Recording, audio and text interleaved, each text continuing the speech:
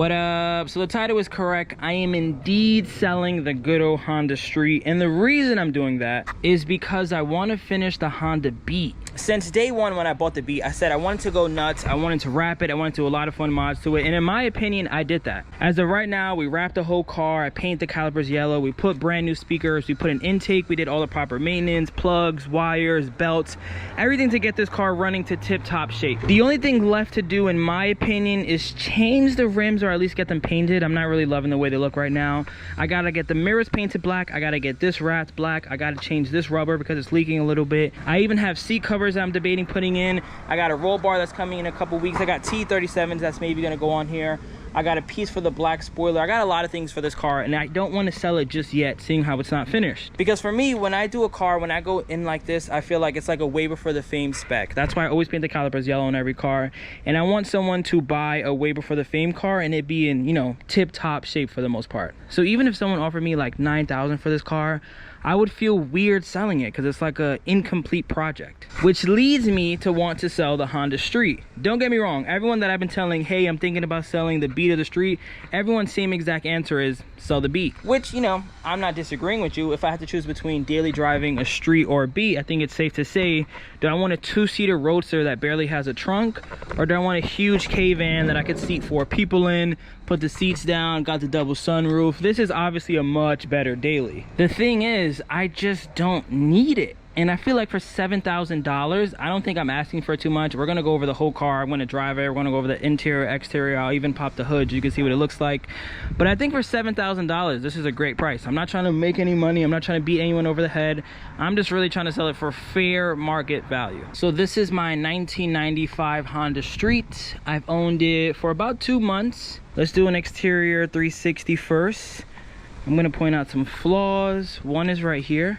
I think it might have had a dent and then they just pulled it out maybe in Japan, because you can see the body's still relatively straight. It doesn't sink in or really pop out, but if you take a couple steps back you can see it. Sometimes it goes away, but it's in this little vicinity right here, a small dent. Here's a look at the front. Has the orange blinkers. I know a lot of people change those to clear, but I actually like the fact they were orange. I was always going to keep them orange. Doesn't have California mirrors. I'm not the biggest fan of those, so I didn't want to buy those either. I like that they're painted. I think the emerald really pops, especially after that detail. I think the color is like probably one of my favorite things about the car. Got rain guards all around. Comes on Honda Life 14-inch rims. Got these from Japan, so they're K-car rims. They fit perfectly. They're balanced. Everything works. I added the bushings here.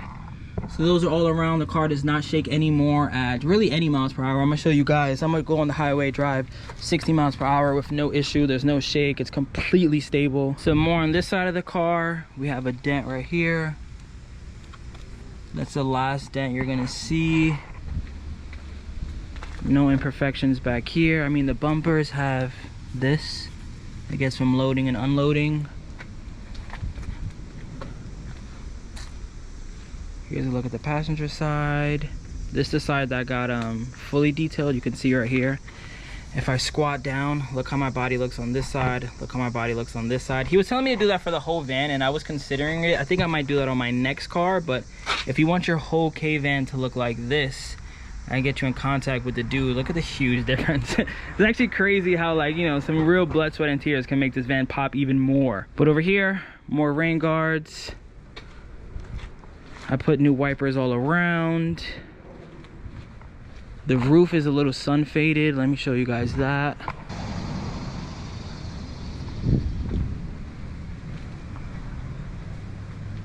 While we're back here, let's go look at the trunk. So this opens and closes with no problem. It's the greatest color interior in my opinion for the Acties, chocolate brown. Got 2 storage cubbies on each side. Back here is clean. Got the hooks all around to put your moto compo. Headline is in great condition. That light works. Work our way to back here. Doors open and close with no problem. And I have my Bravos pretty stiff, but these slide without really any force. Here's a look at the back seats. All in really great condition. Seats go back like this. Just pull that up, or you can put them down. And then they completely go down. I'll do that on the other side. So let's go back here. You just have to flick this, grab that handle, then it goes down like that, completely flat. That was something I always loved about the Streets. My Bravo did not do that. I probably lost maybe like 6 or 7 inches because it kind of stopped like that, like it went up instead of completely down. And like the fact that you don't have to remove the headrest or anything. So boom, just like that, you got all your storage. And then this shot right here is what really makes me love K-Vans. I feel like this is like the best K car. I've been saying this over and over. To me, the real K experience is when you're sitting on top of the wheels. And K-Trucks give you that, and K-Vans give you that. And in my opinion, K-Trucks are great if you actually need the open pickup bed, but this has more than enough storage. You get the closed top, you're able to sit 4 people in there, and then you still get the weird quirkiness of everyone looking at you and being like, oh wow, what is this weird car? And then you get more amenities and more space and more everything really than a K-Truck. So this is the money shot right here. This is why I really love K-Vans. Now let's get into the passenger side. Door cards in pretty good condition. Glove box open and closed with no problem. I know these are pretty common to break. Still have this there. I put a brand new radio 2 days ago.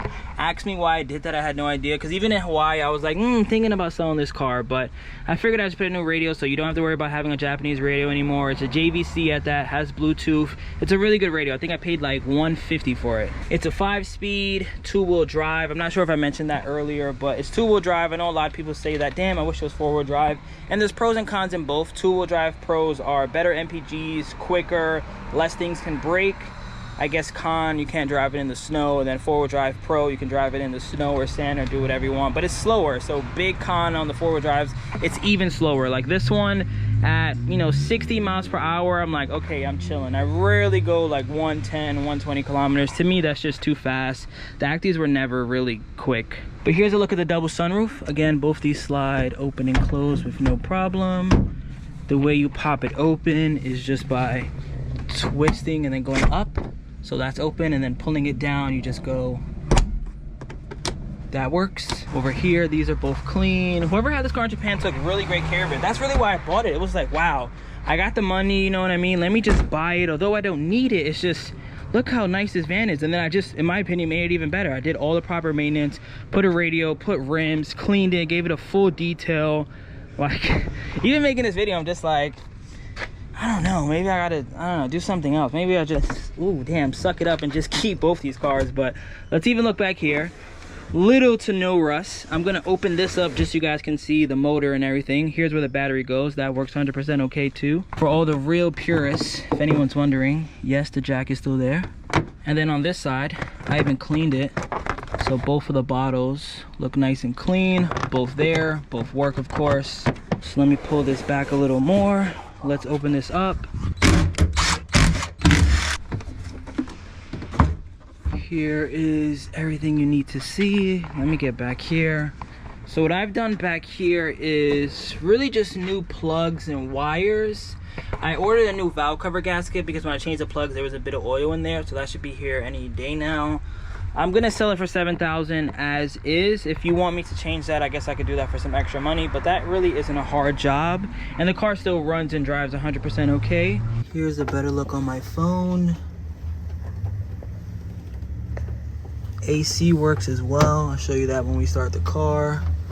But actually, let's start it right now. Cold start at that.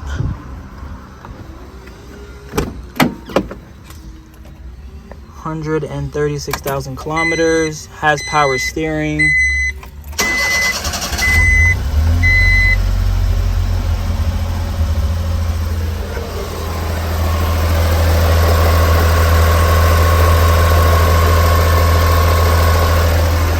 No exhaust leaks. I also put a new air filter.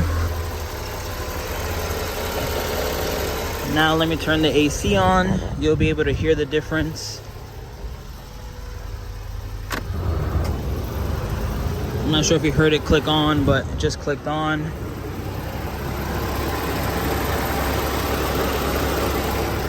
I'll turn it off and you'll see the difference in idle and everything.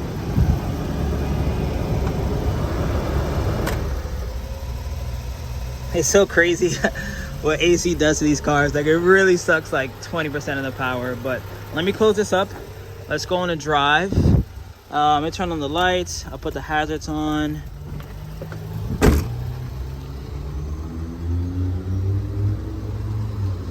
everything works. Like, I never want to sell a car that doesn't work and it'll come back to the channel. Like, my goal is to get the cars always better. You guys know my real objective when people ask me like, oh, what type of content do you make? Like, I do a lot of reviews, you know, I go to dealerships and stuff like that, but what I really do is I buy ugly K cars, and in my opinion, I make them better. I wrap them, I paint them, I'll do some modifications, I'll do some overviews, you know, just to enhance the car from, you know, where I bought it basically. And this one, you know, if it doesn't sell, if I do end up raffling it, I'll probably do like, you know, I don't know, $50 times 200 slots or whatever the case may be. And then with that money, I'll probably still add some stuff to it. Like, maybe I'll put some underglow, or maybe I'll put like Wait for the Fame, because what I wanted to do was the raccoon style decal, but I wanted to put Wait for the Fame instead of the word raccoon. So I was gonna do the same, like, you know, 2 strips there, the little ridges there, and then just put Way Before the Fame instead of raccoon. Like, I still want to do that. So maybe I'll do that before I sell the car. But here's how it sounds. I'll give it a couple revs.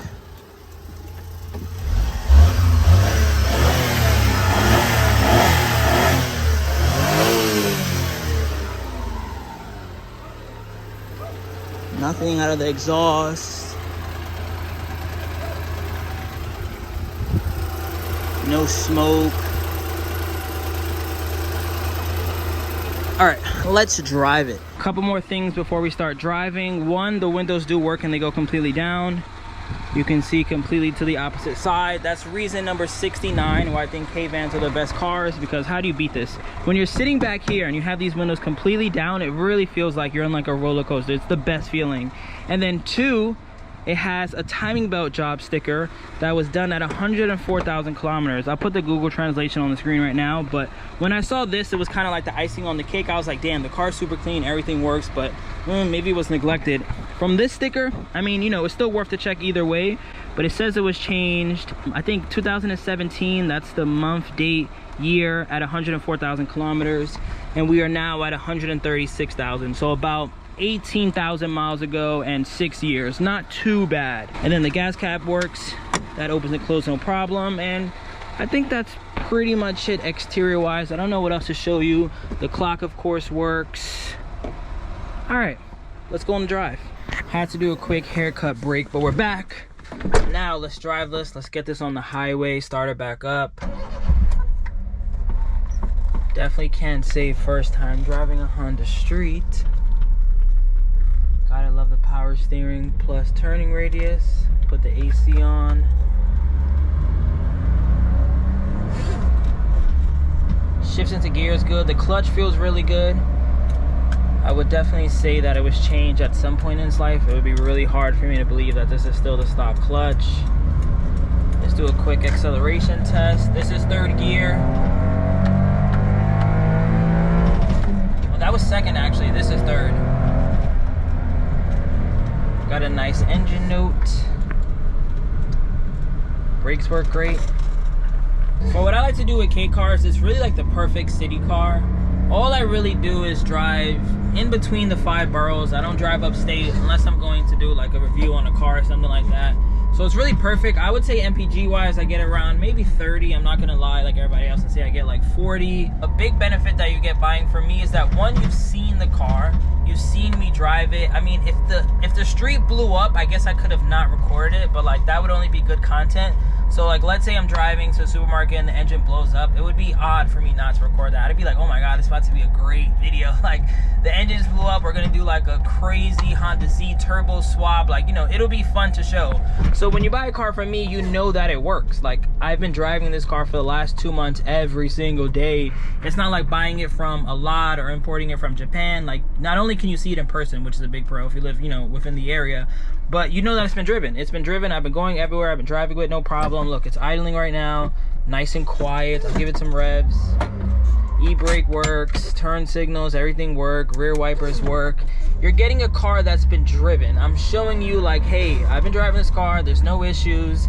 I don't see why if you bought it today, something magically would come up. And then also, like I said earlier, it kind of has my name attached to it. So last thing I want to do is sell somebody a Street and then, you know, the engine blows up tomorrow. Although, you know, anything can happen.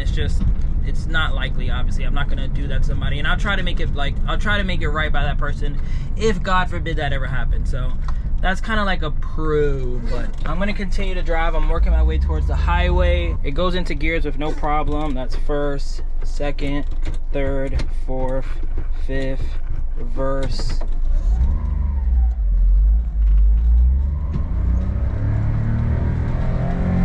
So I'm about to get on the highway. We're gonna talk about cruising speed and then top speed. So I'm in third gear right now, going 40 kilometers an hour. Let's see who's gonna let me in.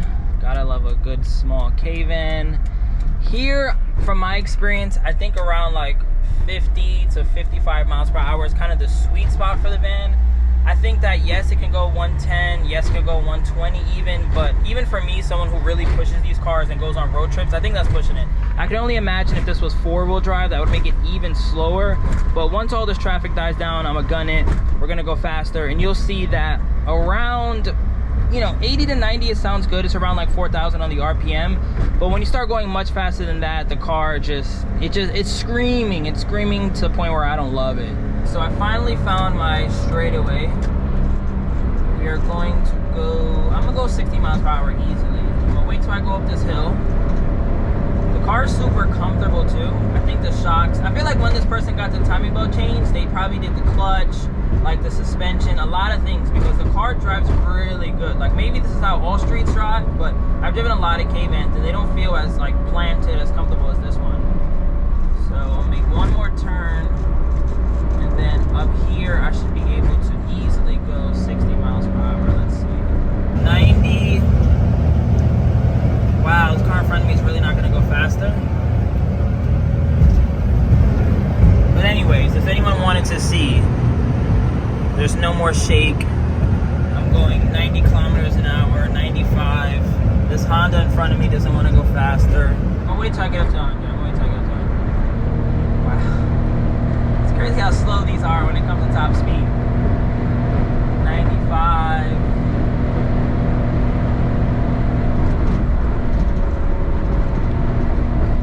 I'm still not at 100. I was going to show you guys on my phone that I'm at 100, but still not there. Slow down a bit, get some more room. It's just people, it's just so hard. It really is just so hard. Like, it's hard to go 60 miles per hour, like where I live. If I lived in Texas and stuff like that, and I always say that, if I lived in Florida or Texas or roads where I'm on the highway, you know, like when you look something up, at least in New York, you can look something up and it's 5 miles away, but it's 30 minutes. That's kind of what all my driving consists of. Like, I really can't go 100 kilometers an hour, but I'm gonna end this video here. I'm about to do a U-turn because I missed my exit like 4 times already trying to go 100. Oh, wait. I spoke too soon. Spoke too soon. Finally.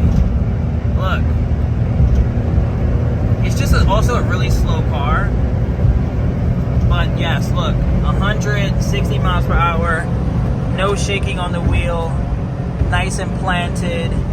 Even going 105 and the car takes it like a champ. Thank you. Now, end the video. I went 60 miles per hour. I'll catch you guys on the next one. If you have any questions, message me on Instagram. The car is located in Queens, New York, and I want $7,000. It does not come with a title. I don't know if I mentioned that, but it just comes with all the import papers needed to get it registered. And if you're not sure if you can register in your state, maybe this is just not the car for you. I think this would be perfect for someone who's probably bought a K-Van, K-car before, and they want to get maybe another one. Or they want to get something kind of cheap. That's who I think should buy this car. But I'll catch you guys on the next one. Peace out. Remember the name. This is way before the fame.